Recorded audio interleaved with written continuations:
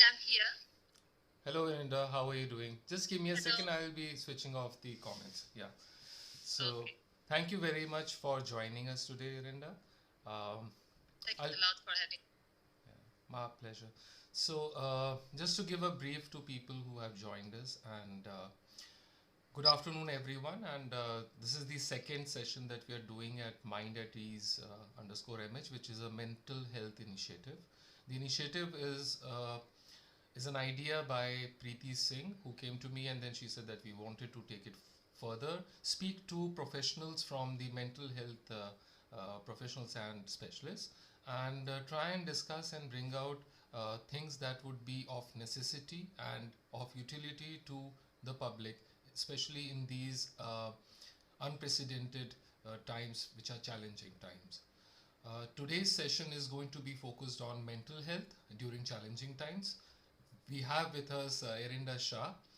Thank you so much. Welcome to the show. And I'll just like to briefly introduce you to the audience. So, Erinda Shah is the founder and managing director of MHFA India, MHFA being the acronym for Mental Health First Aid. And she has completed her MASW and she carries an 18 years of experience in the development field. She has been part of the national reform in decentralization and deinstitutionalization of mental health system in Albania, a WHO and government of Albania initiative. For almost a decade, she has been engaged with various organizations in India like UNICEF, ActionAid, the Banyan, which has enriched her understanding of social issues in the country. She enjoys working on human rights, especially children. Thank you very much for Thank, being with us, Irinda. Uh, thank you, Akshat. Yeah, so I think I would like to jump directly into the crux of the matter. The topic itself says mental health during challenging times. But can you explain why is it so important to take care of mental health along with our physical health? Why is that importance there at all? Um, Thanks for the question. First, I'd like to congratulate for the initiative. Everything, however, what has more very important today, we talk about mental health. Right, I'd like to lead the audience, and I'm happy. Coming back, but it's actually a very important, very big, but very important question. Uh, we actually, by and large, not only in India but across the world, physical health has always much more attention, and we tend to take care more about it. It's something that people understand much more easily, tangible. You can feel pain, or you can see somebody not doing well, and you can easily go to a doctor. But when it comes to mental health, people sometimes are very confused and they're not realizing they may be going through a mental health issue. And it's like it's better I just take care of it myself in the past, and we find it difficult to talk with other people because we feel that we'll not be able to, most of the time, stigmatized. But actually, mental health is as important as physical health. Mental health plays a huge role on the way how we take care of physical health. Just to illustrate in a more simple way, many of you on public would have seen people with mental illness. When we talk mental health, everybody thinks of mental illness. These are two different things. right, So we would have seen, and our understanding that they are uncapped, they don't take themselves. Yes, it does. They are not able to take care of themselves because of the mental illness. So mental health has huge impact on the way how we take care of ourselves, how we are able to perform our tasks day to day, how we are able to function, right. participate. We may be physically fit, we don't have any pain, but mentally and emotionally low. So that can stop us from participating or performing our day to day activities. Hence, it is absolutely important to pay attention to physical health, but equally important to pay attention to mental health. And when we say to pay attention, to take care, to learn about, to understand how mental health functions, Right. what is depression, what is anxiety, and not to be able to understand how to take care. So it's interesting how I mean, you said there's mental illness, there's mental health, and and there are emotions that we need to take care of as well. uh, I think a lot of times it becomes difficult to understand what these emotions are. I mean, uh, to define them, to explain it to people, uh, to actually share as to what is my emotion. And when we are not able to identify this emotion ourselves, we reflect it to others in a different fashion. So we might be feeling sad, but we express anger. So from what do we feel and what do we express, there seems to be a gap. What would you like? I mean, so how to make that happen? How does this emotional labeling happen? Uh, we are human beings, and of course, emotions are very important. And but there is a number of a emotions, starting from being happy, lighting, and sad, angry, and all those are part of our own mental health, emotional well-being.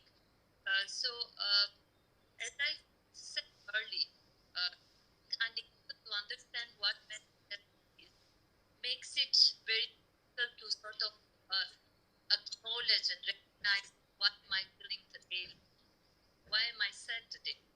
Hmm? Today, in this situation of coronavirus, uh, we all as humans are placed in the boat. Right. We all, even the people, a very good mental, feel anxious sometimes, feel insecure, Right.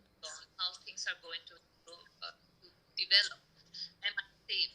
So, being unable to recognize your own emotions and being unable to acknowledge and work with them. And of course, stigma is it's not easy for people to come across and say, today I feel sad. Right. Today I feel sad. I think I'm anxious or I'm going through a panic. So being unable to have that space, no judgmental space, makes us sort of modify our emotions. Right. And it turns to a behavior which people feel like, this is not you. Why are you so aggressive? Right. Or why are you so silent suddenly? Hmm? So it's a word from both ends. The person that feels or experiencing those feelings and the person who is around. So first, it's very important to acknowledge that emotional stressors uh, impact our own mental. Right. Acknowledging those emotions and verbalizing them is another step that helps us work along with them. Right. Seeking for help when when we see that the emotion like feeling low is continued for more than 2 weeks, or being very snappy and quite present and it's quite seeking for help is another important step. Right. What actually happens is that we find easily labeling people like, hey, he's like that, aggressive, short tempered, without thinking further that is it really what the person is going through. Right. So, taking your time and reaching to the person and saying, hey, looks little different. So it's not you the same. So what's going on? What are you feeling? Right. The conversation that can build a trustful relation, trustful conversation. The person can start talking and expressing their. So the lack of knowledge on mental health, culture not being motivated as society to talk about Right. our emotions, Right. and that is from genders as well, especially among men, that you talk about your emotions so much. Right. So that piles up your emotions in you, which in mental health behavior is the last thing that changes, where the mental health problem. So it means that the problem has started quite early. So the emotions are bottled up and are translated, are coming out in aggressiveness or other not expected behavior. So we need to be careful with people and be very approachable in trying to understand what the person is going through, rather than use names which may lead more to stigmatize the person. Right. And worsen their symptoms or their emotions. And the person may feel like, I'm ununderstood. nobody can understand me. So I rather not talk. So yeah, this is what the sort of uh, do in order to recognize knowledge from emotion, but as well help someone going through the. Okay. So when you were mentioning about these labels, right, and how it becomes difficult for any person who looks at the other person and unfortunately labels them or stigmatize them with a identifies them with a certain trait as to what they are expressing, what can be done on an individual level and then as a collective level, in the society through the mental health workers and people in the family. How do you think that this information, first to understand what are these emotions and how these emotions can be channelized through our expressions? So how can this be done as a society, as an individual, in different ways? Yeah, I rather start from an individual because all of us together make the society. All of us take that initiative, then the society Right. will start changing. So, uh, as I said, uh, it's important to take time to understand the person rather than snap into an aggressive dialogue. Uh, what is this behavior? Why I feel that way, or how why so, as, as a mental health facilitator or as a mental health advocate, engaging in conversation, Right. talking, and being very much aware of not stigmatizing words. Right. For example, who calls a person who is typing diabetic, hey, diabetic? Right. No, but we easily can say he's depressed or he's an OCD. Mm-hmm. So we get to our the right to label somebody and to diagnose to somebody without even understanding what the person. So first we have to be very careful with the language and the words choose when we talk about mental health. Okay. And then of course the same when we are in conversation in our small groups like family, like workplaces, our social network. When Right. we hear that conversation around mental health, as much as possible to talk about that mental health is tough, people with mental illness can be tough. Not necessarily all the time you need to have education. So those are education and information which people lack because there's lots of myths around. Right. So the more we talk about it, the better and the larger becomes the awareness. And yes, we need to be careful on the language about mental health. Because I think it's also important to see where we take our inspirations and understandings from, be it our educational setup, our families, how we are set up in a society as well, the kind of Yes. the news and the propaganda that we see around us. Social media also contributes to that. Uh, Absolutely. Absolutely. You are right. And I always bring the example whenever we begin with the general public or work. I bring my example. I'm mother of two daughters. And everybody is that do you learn exercising language about mental health at work or in your study? No. But it teaches you to be stigmatized. But right. we somehow invest on that without talking. So if I talk about mental health in my family, my daughter learn to talk mental health, to learn the definition, the words, to see like, oh, it's fine to talk about it. Right. So if we don't talk, then our children grow up, learn by and large that shush, we should not talk about that. So then we learn only the myth and the belief. So it is very important a communication on it. It is time that mental health is not only or does not only belong to professionals. Right. Belongs to public. As adults, as a mother, as a colleague, as a friend, I need to be a better myself. So to be able to help my daughter feel emotionally low and to be able to realize that there's something they need help. As a colleague, to understand that my colleague might not go but easy times, so I can approach support. So it is for us as public and as we with coronavirus, health system is trying a lot to work on resolving the problem and recovery, but the prevention remains. Right. So similarly, just like in physical prevention, early intervention, belongs to we need to educate on that. Right. So I would also want to know how can an individual manage, especially in these uncertain and unprecedented times, which are very challenging for us. How can one manage their own emotions? Say when you're feeling overwhelmed, you're feeling fatigued all the time, anxiety, loneliness. How? I'm sorry. Was the network fine? Were you able to get the question? So I'm trying to understand how does one manage these emotions of feeling overwhelmed, of feeling fatigued, anxiety, loneliness. Uh, right. But sometimes you feel very challenged.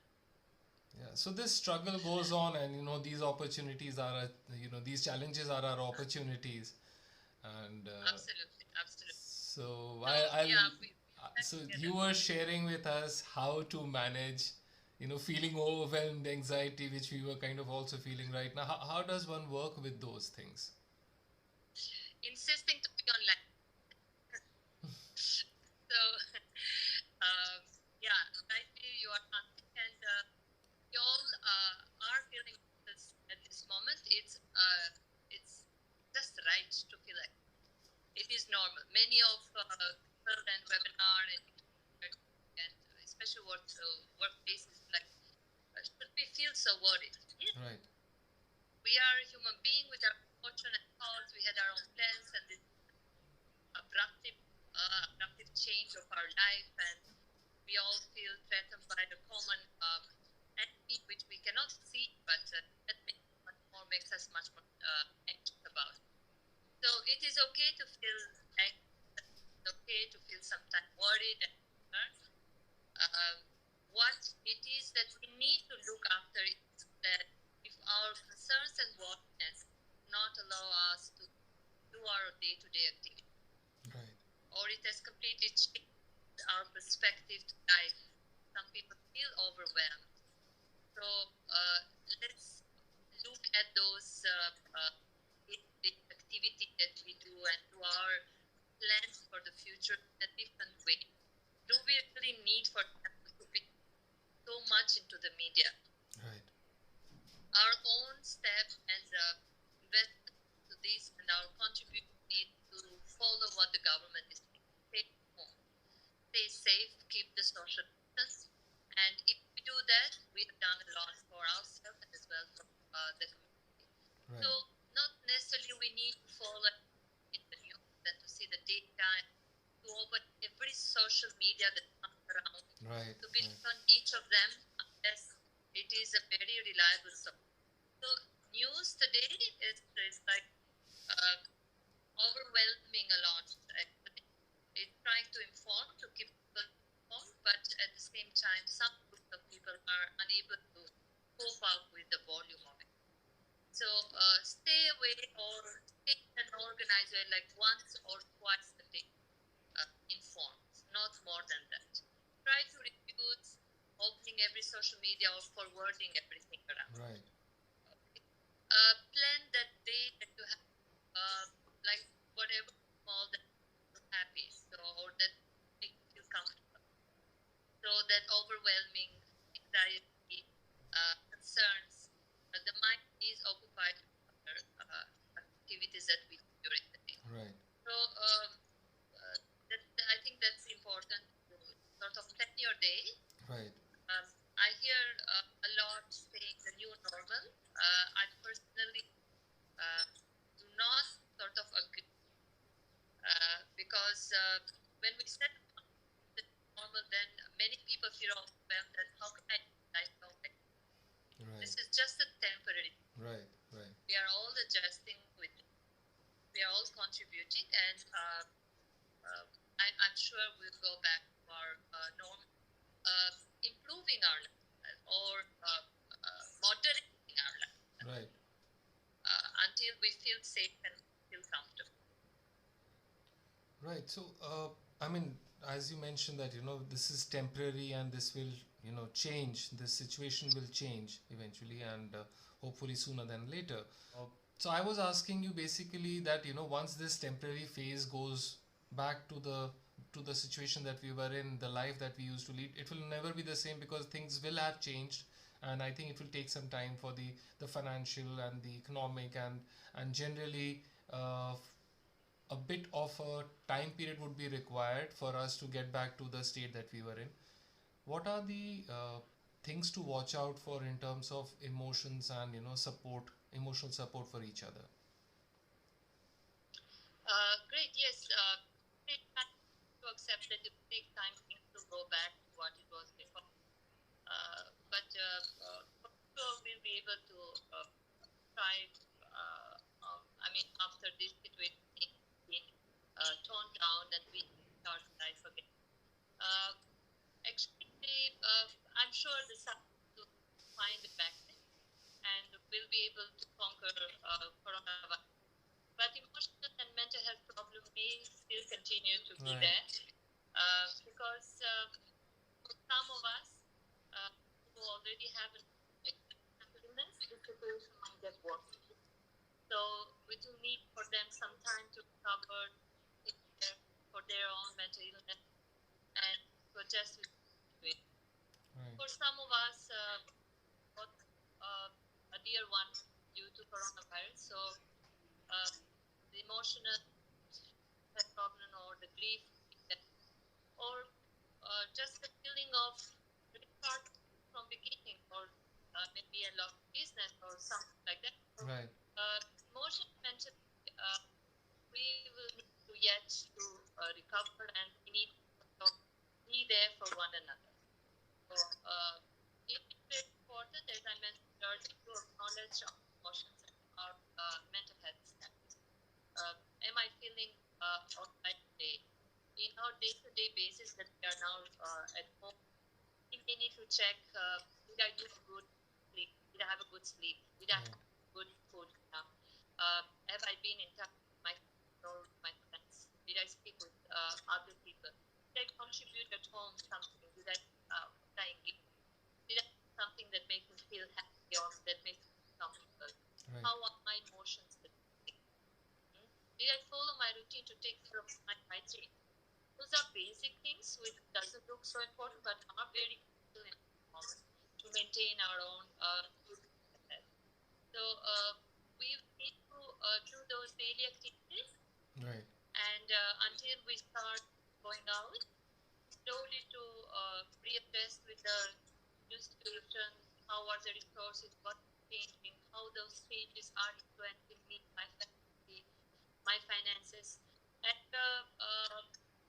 let's try to be there for one another, support one another, and seek help in case we feel like this is going beyond myself. Right. And I really need some professional help in able to sort of come back to my better self and to a good mental health. So we need to keep a perspective in our mind that things are coming up and things will go ahead. And the world and we as human species is not the first time that we are affected by wars or by pandemics, and we have been able to thrive and come back to our life in a better moment. So I'm sure that we all have the capacity, the resilience Right. to come up and move on ahead in life. Excellent. Uh, One last question I have, and Yes, please. so like you mentioned that it is important to seek professional help as well. How and when? So should a person, kind of each time I feel low, should I do that? Is there a time frame, or how does one analyze when they need to go and to seek help, or do we need specifically professional help, or can we seek help from our close people as well? Very nice question. Thanks a lot. Because I would not want people to think like, oh, I'm low, so I need to go and see a doctor. Not necessarily. Right. As I mentioned, it is very normal to know something better. All of us have our own coping needs. we all maybe take a walk or talk to someone when we don't feel well, or listen to music, read a book. Right. And those are activities that make us come back to our good health that we had before. So the earlier we are able to acknowledge our emotions, that they are impacting our mental health. That for example, I'm my bed today, I'm sleeping a lot, and this continues for several days. Because my efforts at talking about it, it's sort of beyond my capacity. And that in a time frame, we can say that 2 weeks or 3 weeks, things are moving. Then yes, please reach for a counselor or a therapist. Right. Otherwise, things are moving during the day. Today I feel better, tomorrow I don't feel better. With the or with activities that we can do at home, just a walk at the terrace or just walk downstairs, or writing down our emotions, whether we are low or angry. Especially now that we are at home and currently here in India we have families which are different generations. Right. So it's like suddenly you all are and to fulfill everybody needs and necessities. So it's very easy that people can get stressed, not be 24 hours together. So note down when you find that you are trying or snapping very often. Note down emotion, why it happened, what triggered, how it affects others. Right. Noting down all the time will help you try to rationalize that why. And yes, if it's beyond your capacity to advise at home with one another or think to professionals or advocate or first aid, I think it will help and it's good. Right. On that note, I would like to thank you so much for being in this sessions. My apologies for the technical issues. I hope that they will not, Yeah. come in the way of us interacting with the audience, and to be able to share this very important initiative on mental health. It was very nice to have you on the show. Thank you so much, Herinda. Thank you so much. Thanks a lot. Yeah. To congratulate again both of you and it is very important that the first message is need to take care of their mental health too. Right. And coming crossing a to people is very help us stay together, their experience, their thought capacity. Right. And stay safe, everyone. Reach out. That's very important. Yeah, that's very important to reach out. And so again, I would like to thank you and for being on the show. And we have another session at 4 p.m. I would like you also to join and everybody who's there. And I'm sure that we'll be doing a subsequent session with you very soon, and which we'll share with the others. And we'll be talking more and more elaborately, and hopefully we'll be able to take a few questions on air as well. But thank you so much for being on the show. Thank you so much. Thank